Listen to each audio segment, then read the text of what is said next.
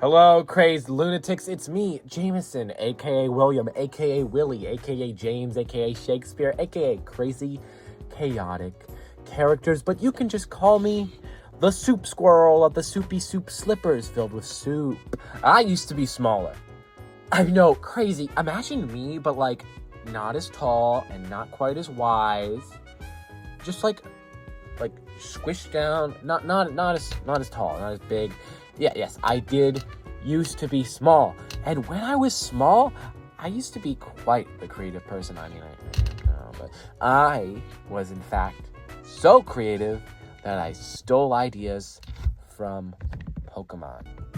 Also, quick footnote, not to delay this further, but I've been sitting on the script for a very, very long time. It's been like years, and I lost those comics. I've been looking for them, and I finally found them, and now I can make this video, which I'm very, very excited to do. So if you could subscribe and you could see more videos, that would be great. I'm going to be talking about a lot of stuff. And if you made any comics as a kid, let me know. I mean, that sounds awesome. I love it when people are creative. So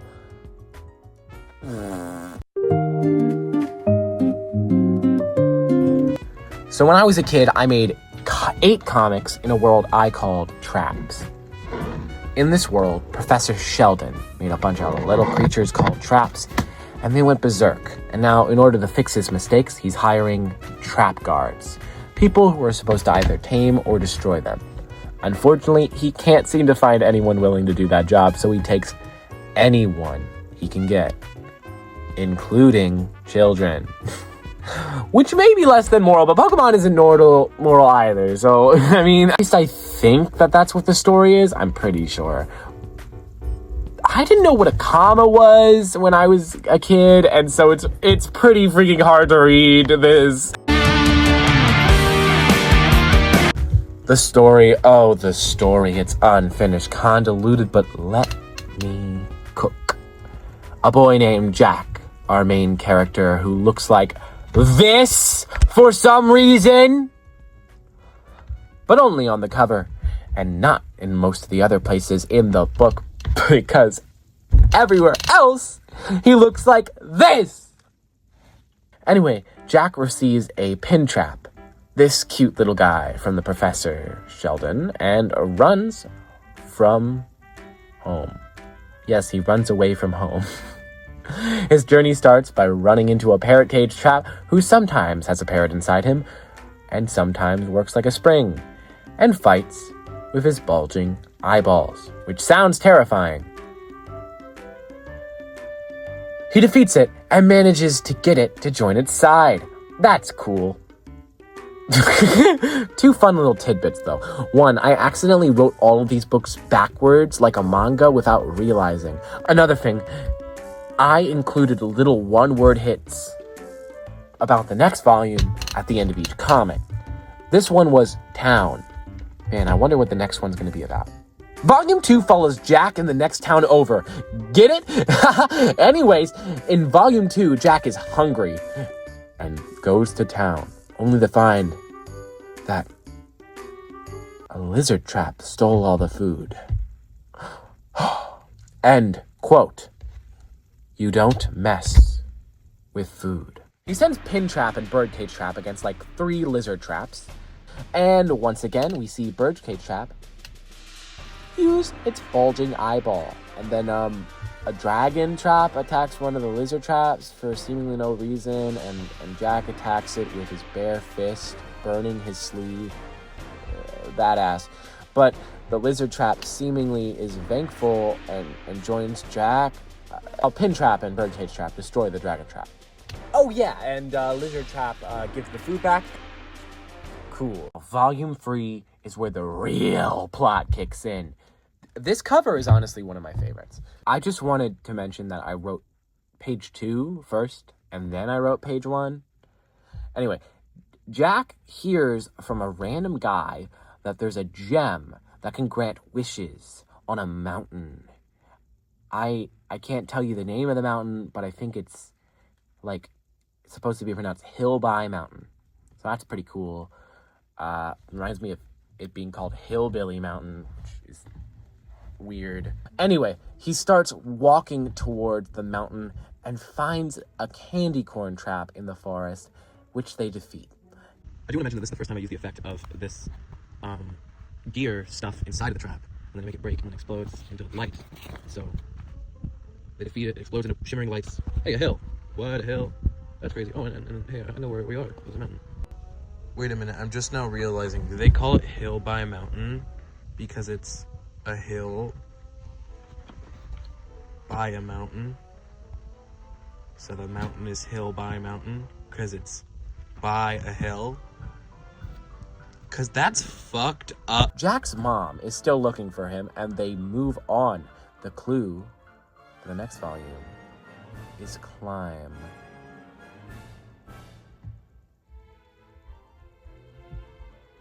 So, next volume, Jack buys a pickaxe, and he uses it to climb the mountain. If you're wondering, Pin Trap uses his pin, and Lizard Trap uses his sticky fingers. His sticky little fingers. I don't know. I don't know how Birdcage Trap climbs, but it's best not to ask questions. But can we talk about Jack's arm strength? The guy is fucking ripped. I spelled evil with an E instead of an I. That's pretty cool, because Dewdrop Trap has an evil plan. And that plan is to throw rocks at them. She throws rocks at them and then gets destroyed. Finally, they reach the top of the mountain, and Jack touches the rock for his wish. His wish was granted. What he wished for is never revealed. The next clue is a new friend. Okay, so volume 4 has like 5 pages and introduces our second main protagonist, Ruby. Okay, but to be fair, this is pretty cool looking. I mean, for the art in this book, this is pretty good art. So maybe the budget went up. I don't know. So maybe we ran out of budget on that page. How do I describe Ruby?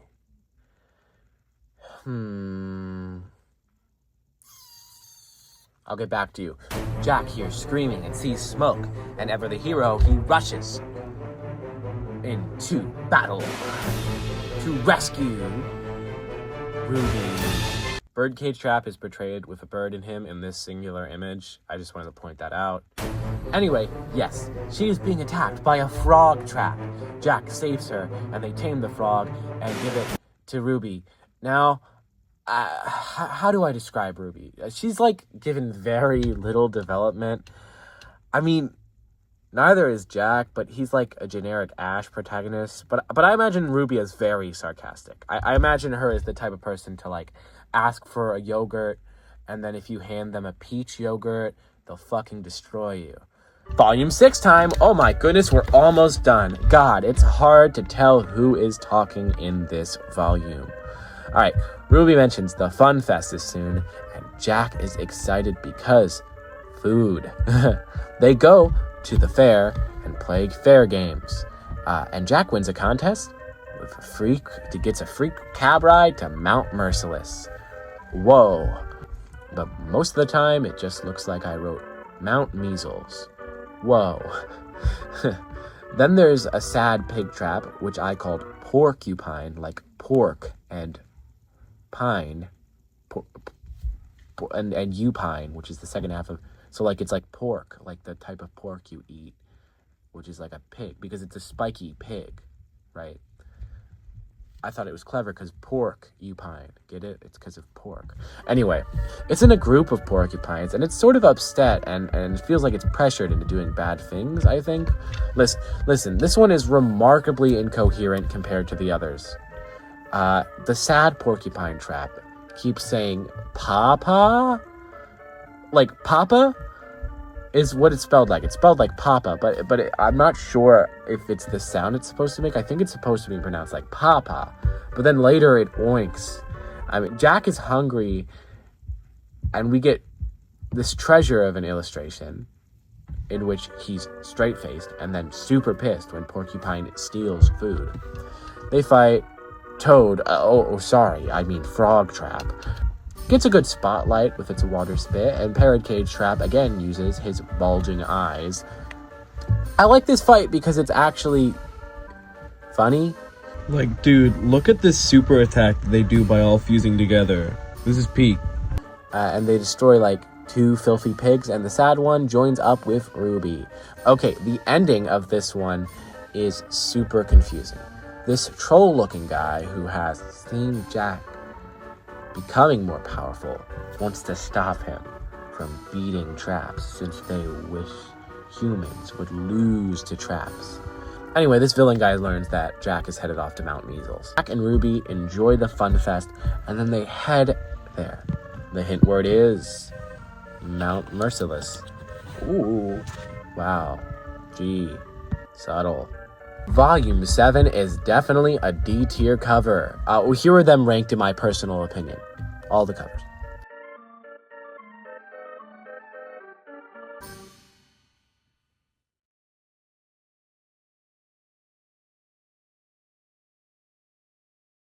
Okay, we start off with a much more legible banter between Jack and Ruby. You know, Jack accuses her of being scared, and she, what?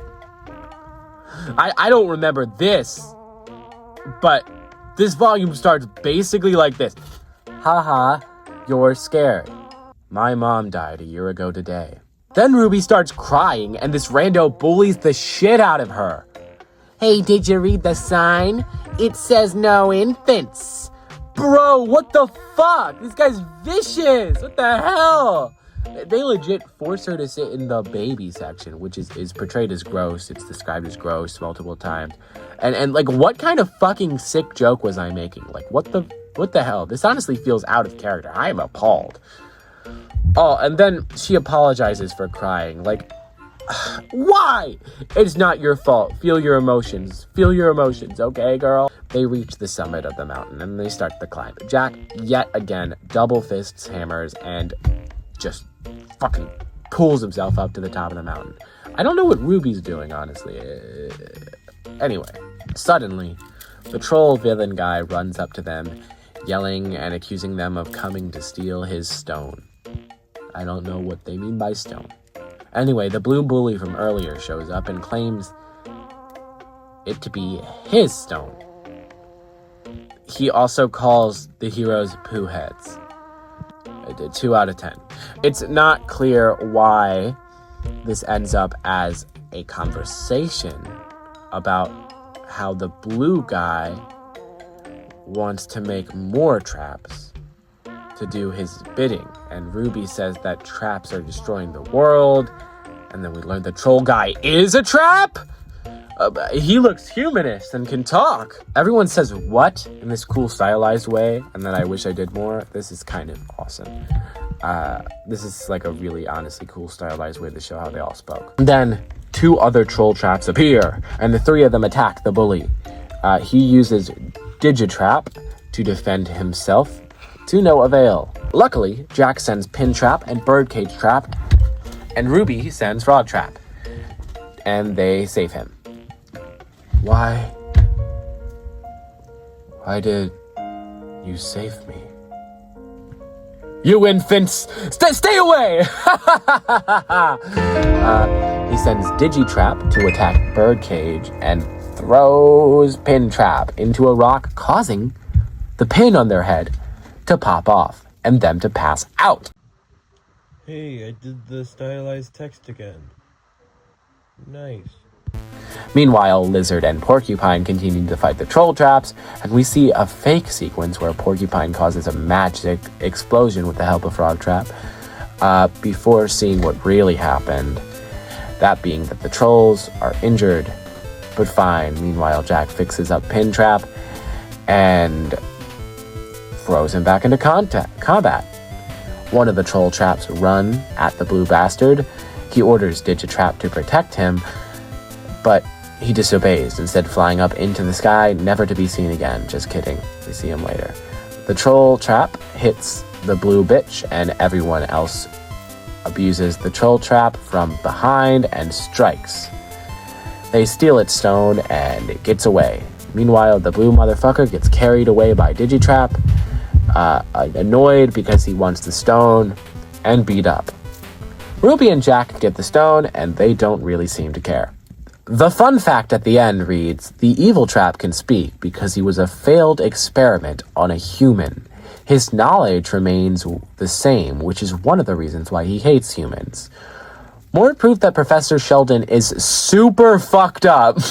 Finally, we've made it to the underwhelming final volume. Yes, sadly, this story does not have a conclusion. I know, you're crying and pissing. But, did you read the sign? No infants allowed in this video. It picks up right where we left off. Them not caring much about the stone. But, oh no! Pintrap is lost. And they'll never find him in this fog. So there's a bright glowing trap, Jack punches it, and then there's a whole honestly kind of boring fight, especially compared to the last volume. But there are too many of them, so they need to run. However, they would leave Lizard Trap. Jack says no, they can't leave him behind. He saved me, and I will save him. Porcupine and Frog Trap do their ever iconic combo, a big explosion, take a lot down, we see what they think would have happened, blah, blah, blah, blah. Anyway, Jack gets separated by the fog, and they fight off the glow bugs, and they hear cable car leaving in 5 minutes. Then the haunting final words of the entire series are spoken. No, we won't make it! The hint for the never created next one was reunited. Which means I basically spoiled what would happen. End of part 2.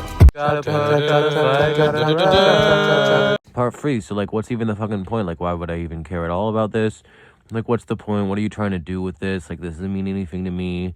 It gives me no value into my actual life, so why would I care? Well, I just wanted to share this because partially I wanted to archive it.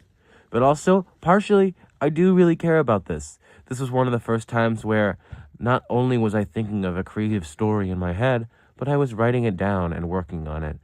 And I think that's special. I really do think that this has some good ideas in there. The idea of a giant core heart powering a bunch of dangerous, terrifying creatures. The idea that, like, they would need to hire people to go out and destroy these creatures because they're such a big threat, is cool. You know, there are a lot of parts of it that don't make so much sense, but, you know, I think that's cute.